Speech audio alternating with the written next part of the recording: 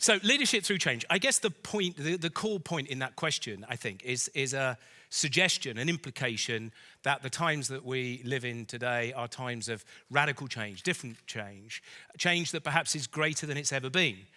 Now, I'd like to start by saying I just sort of don't believe that to be true. I think the nature of change is that the moment in which you're in always feels like it's the greatest moment of change. Your job as leaders is to change the outcomes in the organization that you lead. It is change the performance level of the people that you work for. It's to change the sales, if sales is what you're responsible for, or profit, and so on. That is the job of leadership. It is to bring about change, and it's to manage that change. So it is an ever-present. Now, I think in that regard, great leadership starts with a clear destination.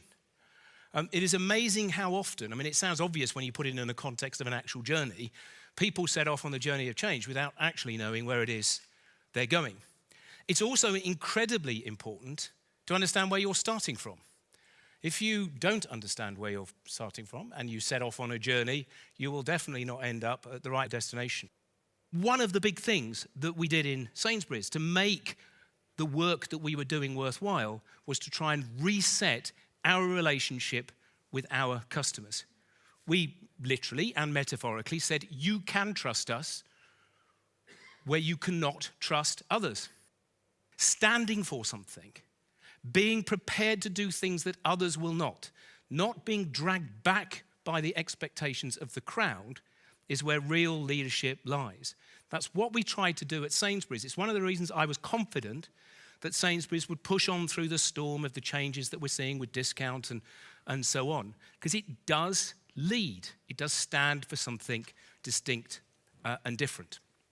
And for those of you starting out of your careers, every single meeting you will ever have, ask yourself, where is the customer or where are the colleagues in this conversation? And if you cannot answer that question, you're not doing the right thing. You're not providing the right leadership. Because ultimately, businesses that keep that simple idea, customers and colleagues at the heart of everything they do, are the businesses that will succeed in the long term. My final word is relentless, because I think that's what leadership is. It doesn't give you time to pause and relax. I remember in the turnaround of Sainsbury's, we about 3 years in, we'd made some great progress. We'd started to grow. Profits had started to turn. And I could feel in the business amongst the senior leadership a tone of voice that was almost, can we stop now? Because it had felt like a lot like hard work. And it was kind of like, phew, we've done all that now. And people didn't get that actually the reason that things were getting better was that we were working harder and doing a better job. And there wasn't a chance to stop now. The reason the business had got into trouble in the first place is because they had stopped now. And so we had to go again. And that relentlessness, not allowing yourself to rest on your laurels. You know, yesterday is history, and you can't change it.